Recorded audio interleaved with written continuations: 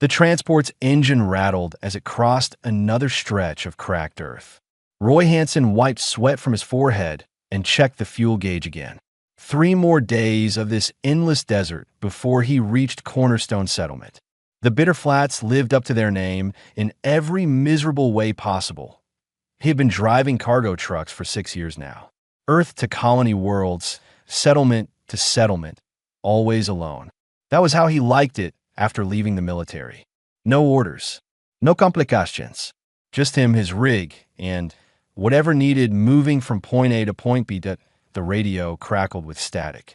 Roy adjusted the dial, but found nothing except empty channels. Out here in the deep desert, even emergency broadcasts rarely reached through. He was about to switch it off when he heard something else. Not static, not mechanical. Crying. Roy slowed the transport and listened. There it was again. High-pitched, desperate, definitely biological. He stopped completely and killed the engine. The sound came from somewhere off to the east, near a cluster of red rocks jutting from the sand. Probably some desert animal, he muttered to himself. But the crying continued, weaker now. Something about it made his chest tight. He had heard plenty of sounds in war. This one reminded him of those. The sound of something dying alone. Roy grabbed his canteen and climbed down from the cab. Heat hit him like a physical wall. The sand reflected sunlight in blinding waves. He pulled his hat lower and walked toward the rocks.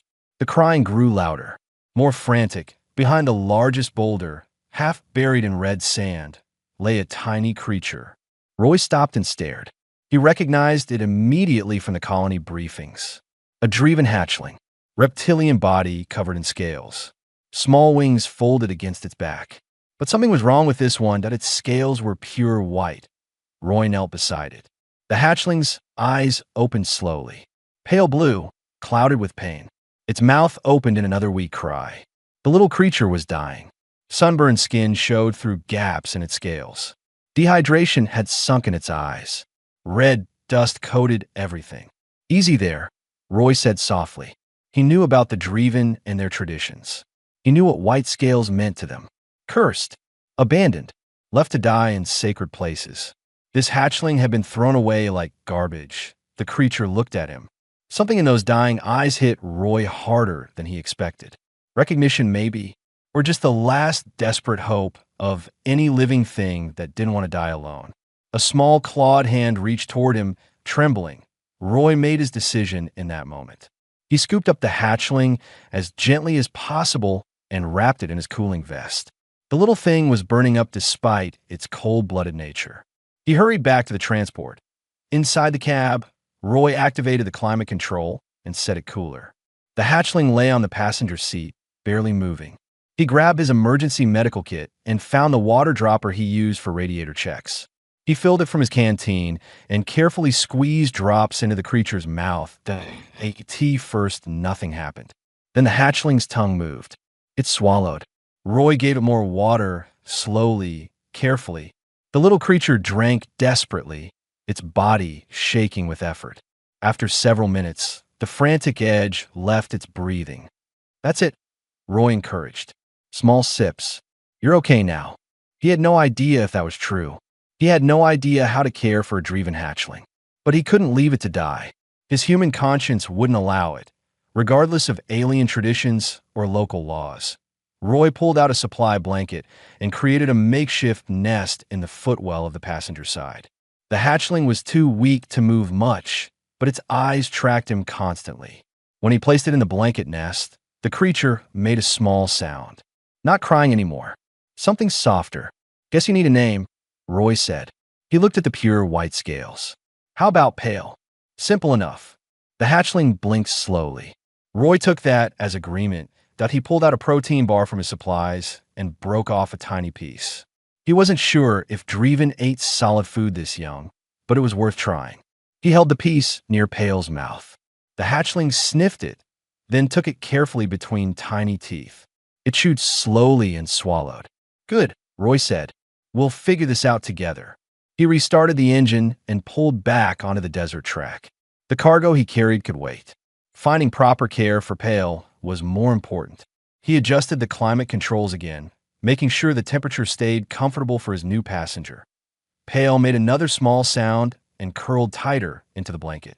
For the first time since Roy found it, the hatchling seemed almost peaceful. The crying had stopped completely. Roy drove on through the desert, his mind already working through problems. He was carrying an abandoned Dreven hatchling, an albino one. That made him a criminal by Dreven law. But it also made him the only thing standing between this little creature and certain death that he glanced down at Pale. The hatchling's eyes were closed now, breathing steady. Something protective stirred in Roy's chest. He had been alone for 6 years by choice. Maybe that was about to change. 6 days to Cornerstone, he told the sleeping hatchling. 6 days to figure out what happens next. The transport rumbled across the bitter flats, carrying cargo, a driver, and one impossible passenger toward an uncertain future. Pale grew stronger each day on the road. What started as desperate water drops became regular feeding times. Roy learned quickly that Dreven hatchlings ate almost anything protein-based.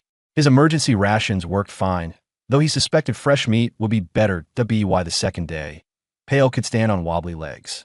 The hatchling followed Roy everywhere with clumsy determination. When he stepped out to check the cargo straps, Pale cried until he returned. When he ate, Pale sat beside him and chirped hopefully. The little creature had imprinted completely. Roy found himself talking to Pale constantly, explaining what he was doing, describing the desert they crossed, telling stories from his military days. Pale seemed to listen, tilting its head at certain words. Those pale blue eyes tracked everything with obvious intelligence. "You're smarter than you should be," Roy said during their third evening together. Pale chirped in response and climbed onto his lap, curling up like a cat. The white scales had brightened significantly. Proper food and water were working miracles, but Roy's peace couldn't last forever. On the 4th day, his radio crackled to life with actual voices. Trading chatter between settlements. Market prices for ore. Weather reports. Then something else caught his attention. Dreven clan asking about stolen property. A voice said, "White-scaled hatchling, last seen near the flats. Offering reward for information." Roy turned the volume down and looked at Pale. The hatchling was playing with a piece of rope, completely innocent of the danger. Stolen property. They were calling a living being property. He reached Cornerstone Settlement late that afternoon. The place was typical for frontier colonies. Prefabricated buildings arranged around a central hub.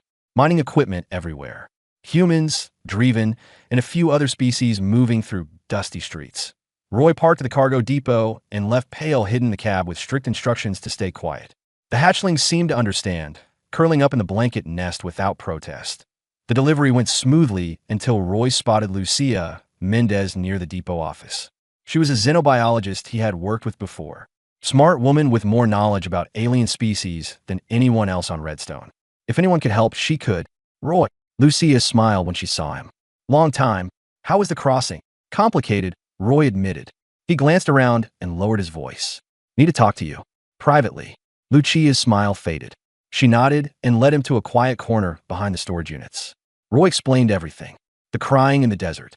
Finding Pale. The choice he made. "You kept an albino Dreven hatchling." Lucia's eyes went wide. "Roy, do you understand what you've done?" "Saved a life," Roy said firmly. "You've made yourself a criminal in Dreven law," Lucia countered. She ran a hand through her hair, thinking. The white scales are considered cursed. Bad luck. Death omens. Traditional Dreven law requires they be abandoned in sacred places to die. It's been that way for thousands of years. "That's murder," Roy said. "That's their culture," Lucia replied. "And you violated it. The clan that abandoned Pale has legal standing to demand its return." "They can demand all they want," Roy said. "I'm not giving Pale back to die." Lucia studied him for a long moment. Then she sighed. "Let me see the hatchling." They returned to Roy's transport together. Pale was exactly where Roy had left it, waiting patiently. When the hatchling saw Roy, it chirped happily and rushed to him. Roy scooped it up and Pale nuzzled against his chest. "This is Pale," Roy said. Lucia approached slowly. She examined Pale with professional interest, checking scales, eyes, wing development. Pale tolerated the inspection, but kept one clawed hand gripped on Roy's shirt. "Healthy," Lucia finally said. "Thriving, actually. You've done good work caring for it." She stepped back. "But Roy, this isn't going to be simple. Dreven merchants are in town right now.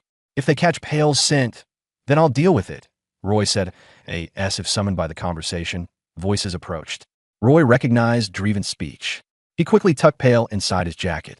The hatchling stayed perfectly still, understanding the danger. Somehow, .3 Dreven merchants rounded the corner. Tall reptilian forms, covered in scales of green and bronze.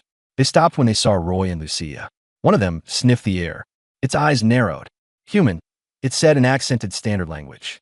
"You carry something. Something that smells like clan property." "I'm carrying cargo," Roy said calmly. "Mining equipment." "All documented." "Not equipment," the Dreven insisted. "Something living. Young. Let me inspect your vehicle." "No," Roy said. The Dreven took a step forward. "I have right under trade law to verify cargo." "Not under human law," Lucia interjected. "This is a human-registered transport. Privacy rights apply. You need a warrant from the settlement administrator for inspection." The three Dreven exchanged looks. The lead one hissed softly. "The cursed one should be dead. If someone has interfered, then you can file a complaint through proper channels," Lucia said firmly. "But you're not searching this transport without authorization." The standoff lasted several tense seconds. Finally, the Dreven backed down. But the lead merchant pointed at Roy. "This is not finished, human. The cursed ones bring death. You keep it. You bring death to all around you." They left. Roy exhaled slowly and pulled Pale from his jacket. The hatchling was trembling. "They'll report this," Lucia said quietly. "You need to make a decision, Roy. Return Pale and walk away clean. Or commit fully and face the consequences." Roy looked down at Pale. The hatchling looked back with complete trust. Those pale blue eyes held no understanding of curses or traditions. Only the certainty that Roy would protect it. "I already decided," Roy said. "In the desert. I'm keeping Pale." Lucia nodded slowly. "Then we need to make it legal. Follow me." They went to the settlement administrator's office. Roy filed formal adoption papers under Earth Coalition law. It took 2 hours and most of his savings for processing fees. But when they finished, Pale was legally his dependent. His responsibility under human law. Walking back to his transport that evening, Roy carried Pale openly for the first time. The hatchling sat on his shoulder, looking around at everything with wonder. "We're family now," Roy told it. "Whatever happens next, we face it together." Pale chirped and nuzzled his neck. In that moment, Roy knew he had made the right choice. Legal or not, traditional or not. Sometimes doing right meant standing against everyone else that he just hoped they both survived what came next. 6 months changed everything. Pale grew from a tiny hatchling that fit in Roy's hands to a young Dreven the size of a large dog. The white scales gleamed like polished ivory. Wings that once seemed useless now stretched wide enough to create shade. And most remarkably, Pale could talk. "Roy," the young Dreven said from the passenger seat, "why does fuel gauge drop faster when we climb hills?" "Because the engine works harder against gravity," Roy explained. "Uses more fuel for the same distance." Pale considered this. Gravity is constant. Engine output must increase.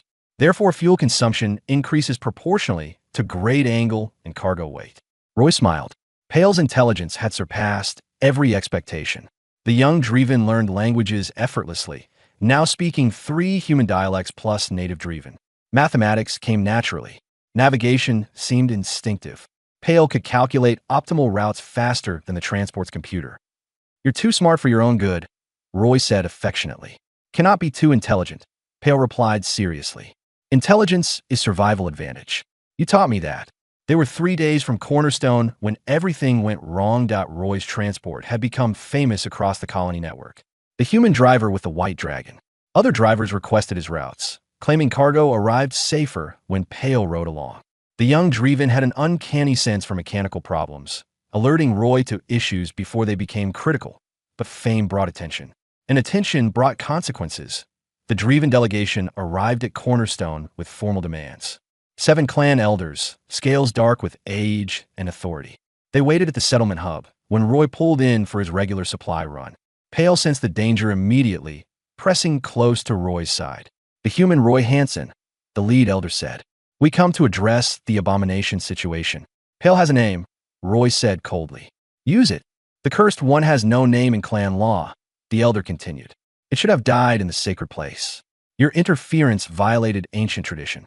We demand its return for proper ritual death." "Absolutely not," Roy said. Another elder stepped forward. "We offer generous compensation. 50,000 credits. Legal protection from any consequences. All we ask is the cursed one's return." "Pale is not for sale," Roy said. "And Pale is my family, not property." Not a thing. Family. Pale's clawed hand gripped Roy's shirt. The young Dreven was trembling but stayed silent. Understanding this was Roy's fight to have. The lead elder's eyes narrowed. You claim family with an abomination? You doom yourself and everyone near you. Every white scale in our history has brought disaster. Plague, famine, death. We do not kill them from cruelty, human. We do it to protect the species. Then your history is wrong, Roy said. Pale has brought nothing but good everywhere we've gone. Show me one disaster, one plague, one death that Pale caused. The disasters come, the elder insisted. They always come. Better to prevent than to suffer. That's superstition, not fact, a new voice interjected. Lucia pushed through the crowd that had gathered. I've monitored Pale for 6 months. Run full medical scans. There is nothing dangerous about albino Dreven. Nothing cursed. It's just genetics. Your science does not understand our history, another elder said. And your history doesn't understand your science. Lucia shot back. She held up a data pad. I've documented everything. Pale's development, health markers, social integration. The only threat here is your outdated superstition. The settlement administrator arrived, flanked by security personnel. This is human territory, she announced. Human law applies. Roy Hansen has legal custody of Pale under Earth Coalition law. Unless you have evidence of actual harm, your demands have no standing here. The elders conferred in rapid Dreven. Their body language showed anger and frustration. Finally, the lead elder turned back to Roy. We cannot force this, it admitted. But know this, human. You have made an enemy of our clans. When disaster comes, and it will come, the blood will be on your hands. Every death, every sorrow, because you were too arrogant to respect wisdom older than your species. They left. The crowd dispersed slowly. Roy stood in the dusty street with Pale pressed against his leg. The young Dreven looked up at him with worried eyes. Did I cause this? Pale asked quietly. Would everyone be safer if I died? Roy knelt down and put both hands on Pale's scale shoulders. Listen to me. You're not a curse. You're not bad luck. You're a living being with thoughts and feelings and rights. What they believe doesn't change what you are. But what if they're right? Pale's voice shook. What if I do bring disaster? Then we'll face it together, Roy said firmly. But I don't believe it. I believe you're exactly what you seem to be. Smart, kind, and valuable. Don't let their fear define you. Pale leaned into Roy's embrace. Other humans in the settlement approached, offering support. Many had come to know Pale over the months. The young Dreven had helped repair vehicles, taught children mathematics, even located a lost child in the desert using superior tracking skills. That evening, Roy and Pale sat on a ridge overlooking the settlement. Stars filled the sky above. Pale's wings were spread wide, catching the cooling breeze. I researched, Pale said quietly. Found records of 14 other albino Dreven in history. All killed as hatchlings. All blamed for disasters. What kind of disasters? Roy asked. Different every time, Pale said. Crop failures. Equipment breakdowns. Accidents. But always after the white scale was killed. Not during their life. After. Roy sat up straighter. So the disasters happened anyway. Yes, Pale said. The pattern is random. Disasters happen with or without albino Dreven. But confirmation bias makes them remember only the ones that fit the curse narrative. That's important, Roy said. That's evidence the curse is fake. The archivists might investigate. Pale said hopefully. They're neutral. If we could get them to study the history objectively, then we'd have proof, Roy finished. He pulled out his communicator. Let's send them a request. Official. Documented. Let science answer this once and for all. Pale's tail swished hopefully. You think they'll help? Only one way to find out. Roy said that he composed the message carefully. Request for historical analysis. Offer to submit Pale for study. Proposal for objective investigation of the curse claim. He sent it to the archivist's central database and waited 0.3 days later, the response came. The archivists agreed. They would conduct a full investigation. 3 months of study. Both Pale and Dreven historical records would be examined. This is it, Roy told Pale. This is how we prove the truth. Pale looked nervous but determined. Together, always together, Roy promised. They prepared for the hardest 3 months of their lives. The archivist facility was cold and clinical. Pale had been poked, scanned, tested, and questioned for 8 weeks straight. Roy stayed close through everything, but even his presence couldn't ease the strain showing in Pale's eyes. Blood sample today, the lead archivist said. Its species was insectoid, with compound eyes that revealed nothing. Then cognitive battery 17. Then historical interview session.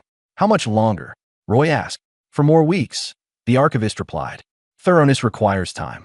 Pale submitted to the blood draw without complaint. The young Dreven had grown during the study period, now the size of a small horse. Intelligence tests consistently showed results 40% above average Dreven baseline. The archivist seemed fascinated by this. Do all albinos show enhanced cognition? One researcher asked during an interview session. Unknown, Pale replied tiredly. Sample size of 1. All others were killed at birth. The researcher made notes without emotion. The genetic analysis suggests the albino trait cluster includes several cognitive enhancement markers. Preliminary conclusion is that albinism in Dreven correlates with increased intelligence. Roy felt sick. You mean they've been killing their smartest children for 10,000 years? That is one interpretation of the data, the archivist confirmed. The historical research revealed even more disturbing patterns. The ancient plague that started the cursed belief occurred during pre-spaceflight Dreven civilization. An albino hatchling was born in a major city. 3 months later, a plague outbreak killed thousands. The connection became embedded in cultural memory. But there were 73 other albino births in the 1,000 years before that plague. The archivist explained to Roy and Pale during a briefing. None coincided with disasters. The selective memory bias is significant. So one coincidence created 10,000 years of murder, Roy said. Essentially correct, the archivist agreed. But not all Dreven accepted these findings. Traditional clans rejected the research as human manipulation. The cultural divide within Dreven society grew wider. Young Dreven intellectuals demanded reform. Elders doubled down on tradition. Then the radicals came.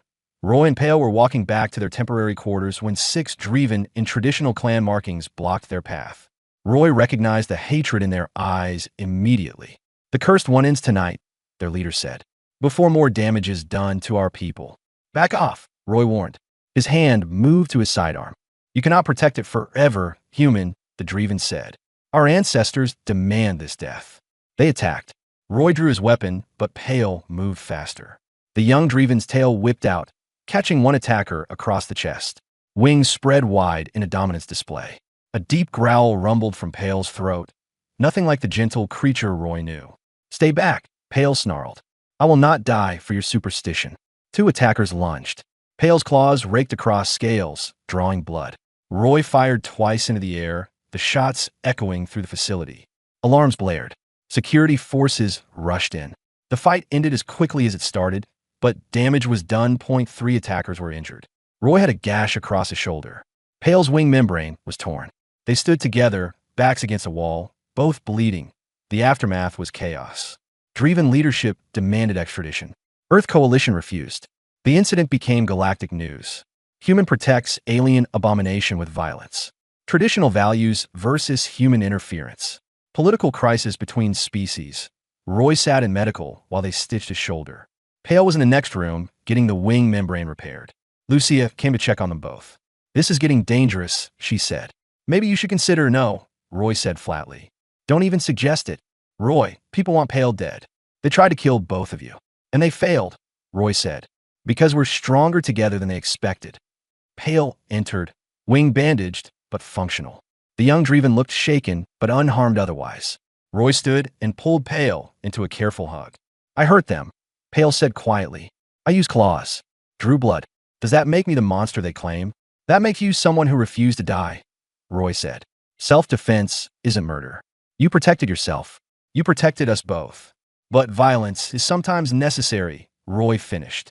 I wish it wasn't. But I'm glad you could defend yourself. I'm glad you fought back. Pale's tail wrapped around Roy's leg, seeking comfort. I don't want to be what they fear. Then don't be, Roy said. Be what you are. Smart, kind, brave.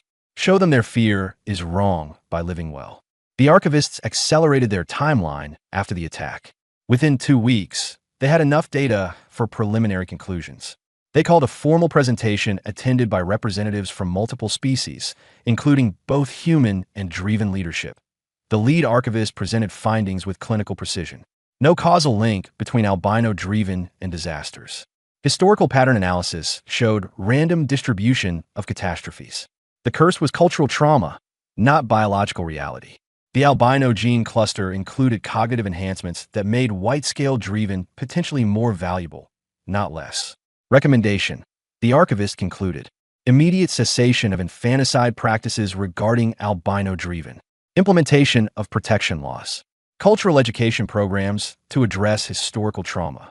The Driven delegation erupted in argument.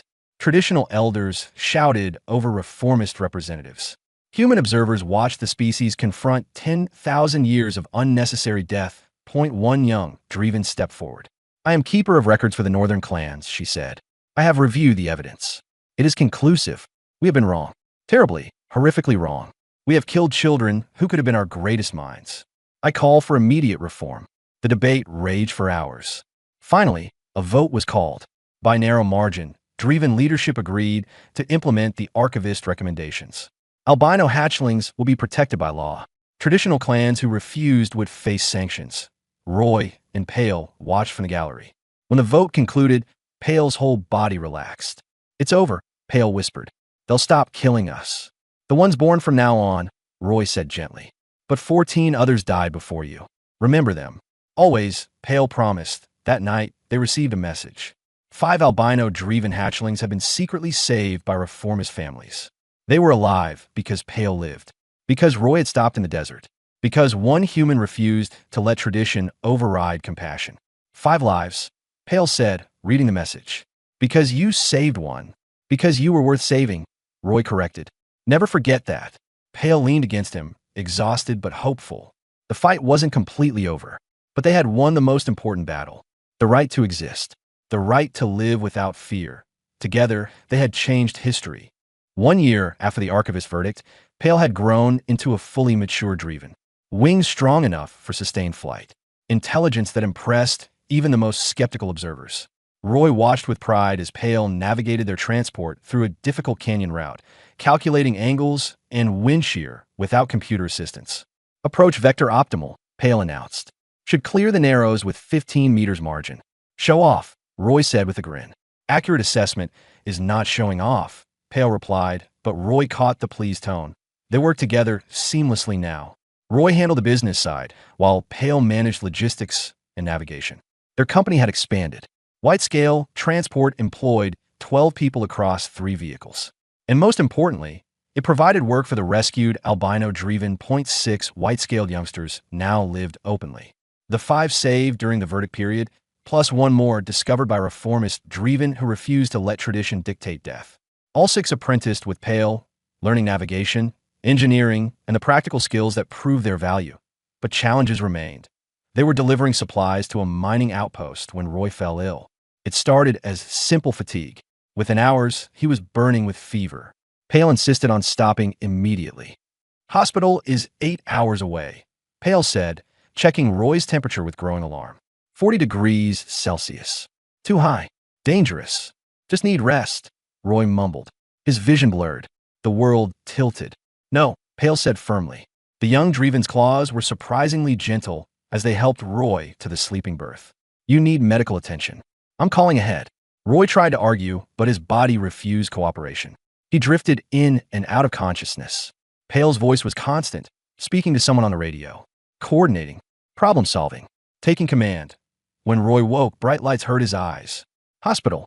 He turned his head and found Pale sitting beside the bed, wing draped over the chair like a blanket. The Driven's eyes were closed, but opened immediately when Roy stirred. "You're awake," Pale said. Relief flooded the words. "Bacterial infection. Serious, but treatable. They administered antibiotics 6 hours ago." "How long was I out?" Roy asked. His throat felt like sand. 14 hours, Pale said. "I drove straight through. No stops. Got you here in 7 hours instead of 8. "That's dangerous," Roy said weakly. "You are more important than safety margins." Pale replied simply that a doctor entered, checked Roy's vitals, and pronounced him recovering well. "Your friend here refused to leave your side," the doctor said, "even when we tried to enforce visitation limits. Got quite aggressive about it." Roy looked at Pale. "Aggressive? I merely explained that separating us would cause me significant psychological distress," Pale said, with detailed examples, "and possibly minor property damage." Roy laughed, which hurt, but felt good anyway. "Thank you. Family takes care of family," Pale said. "You taught me that." The archivist had been documenting Pale's development the entire time. Their reports noted the unprecedented cross-species emotional bond, Pale's capacity for complex problem-solving, Leadership skills.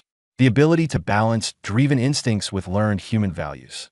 Subject Pale represents potential evolutionary adaptation, one report stated. Enhanced cognition may have been survival mechanism, suppressed by cultural selection pressure. Now allowed to flourish, demonstrates capabilities that could reshape driven society. But not everyone celebrated this progress. Traditional driven clans maintained isolated communities. They refused contact with albino individuals.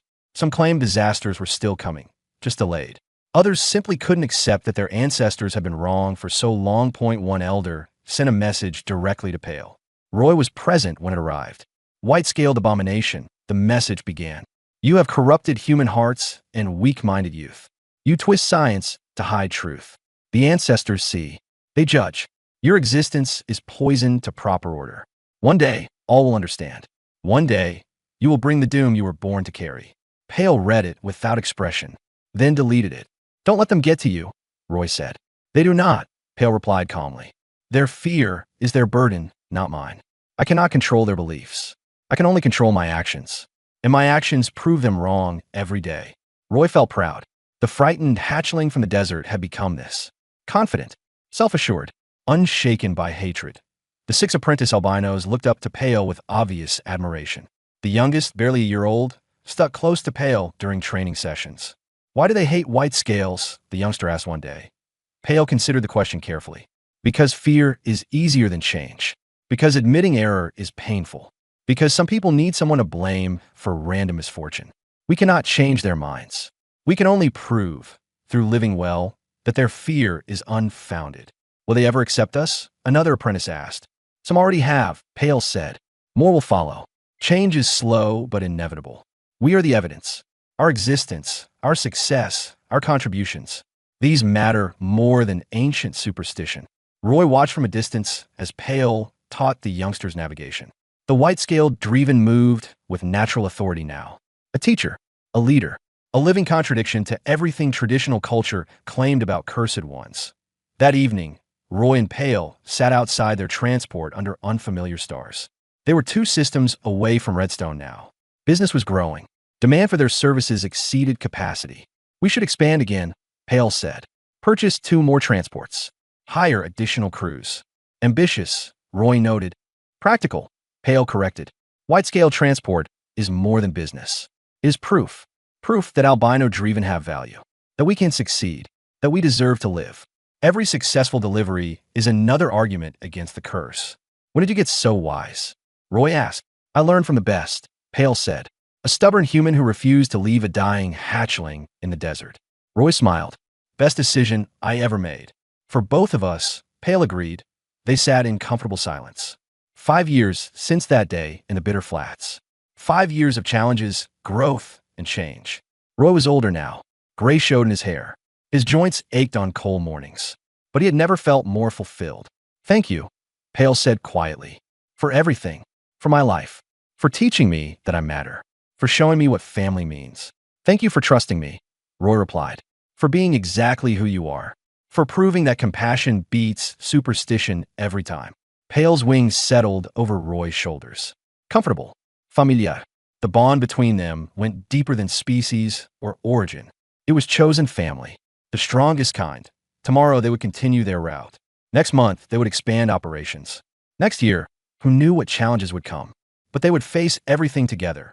Human and driven. Driver and navigator. Family. 5 years after the desert rescue, the Bitter Flats looked different. A stone memorial stood where Roy had found Pale. Simple words carved into red rock. Where compassion defeated superstition. Where one life changed many. Roy stood before it with Pale beside him. Both had changed dramatically.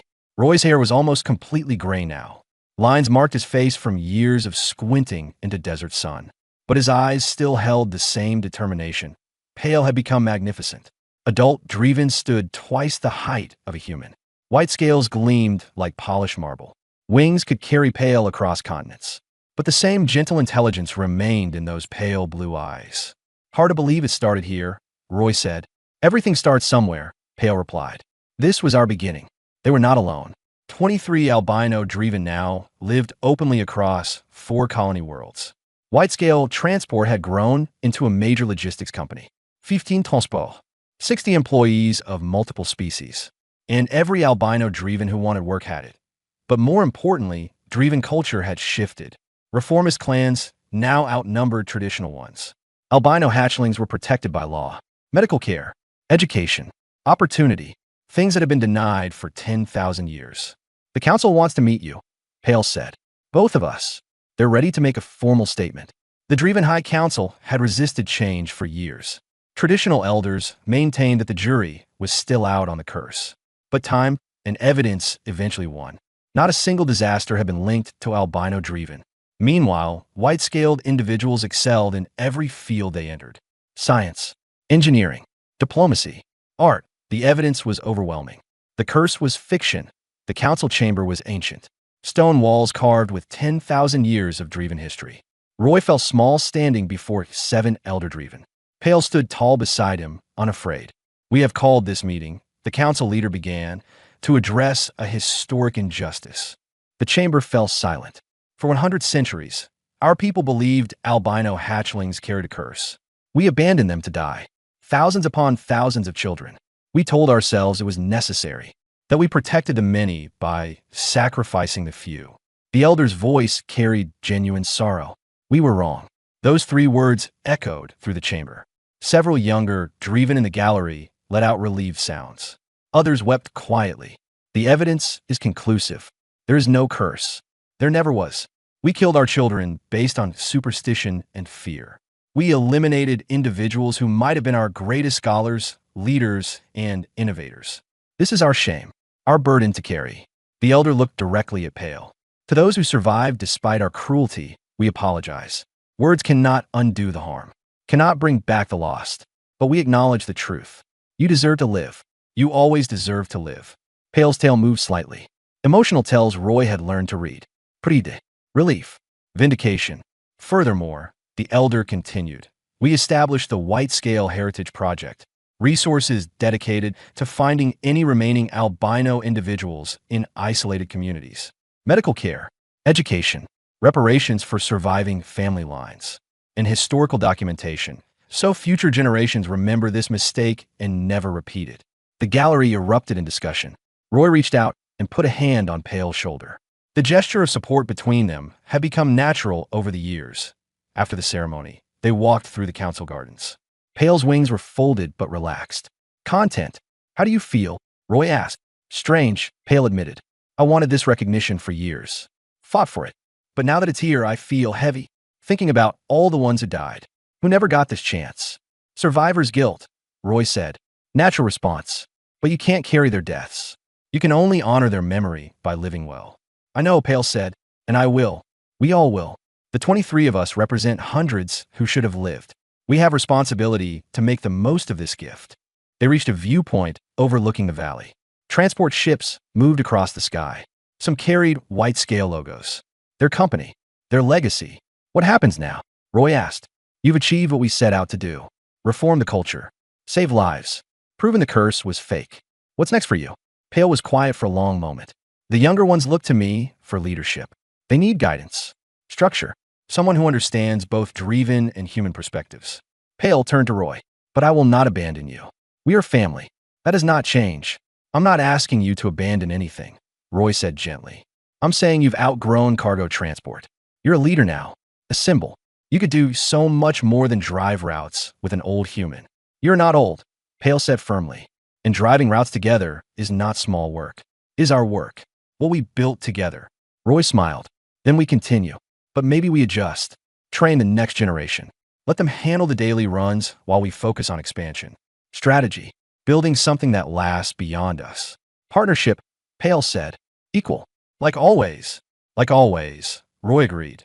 They stood watching the sunset paint the desert red and gold. The same desert where Roy had heard crying 5 years ago. Where he had made a choice that changed everything. Do you ever regret it? Pale asked quietly. Stopping that day? Your life would have been simpler. Roy laughed. Regret? Pale, you're the best thing that ever happened to me. Before you, I was just going through motions. Alone. Now I have purpose. Family. A reason to wake up every morning. The crying stopped because you heard it, Pale said. You always heard me, even when others refused to listen. And you taught me that compassion is stronger than tradition. Roy replied. That doing what's right matters more than doing what's easy. They returned to their transport as stars began appearing. Tomorrow, they would meet with the apprentices. Next week, negotiations for expanding into 2 new systems. Next month, who knew what opportunities would arise? But tonight was simple. Roy prepared dinner while Pale calculated fuel costs for the expansion. Familiar routines. Comfortable partnership. The bond they had forged in desert heat and political fire. 23 albino Dreven lived because one human refused to accept that any living being deserved to die alone. Thousands more would live in the future because that choice sparked reform. Change minds. Prove that superstition could be overcome with patience, evidence, and unwavering compassion. Roy looked at Pale, who was focused on calculations with characteristic intensity. The terrified hatchling from the sand had become this. Strong, wise, free. Hey, Pale, Roy said. The Dreven looked up. Yes, I'm proud of you. Pale's eyes softened. I'm proud of us. Together, we changed the galaxy. One rescue, one choice, one family at a time. To the next 5 years, Roy said, raising his cup. To the next 50, Pale replied. They touched containers and toast. Human and Dreven. Proof that understanding transcends species. That family is chosen. That sometimes the most important moment in history starts with one person refusing to ignore a cry in the wilderness. Their story was far from over. But this chapter ended with hope, with progress, with the unshakable certainty that they would face whatever came next together. The white dragon and the human driver. Partners. Family. Forever.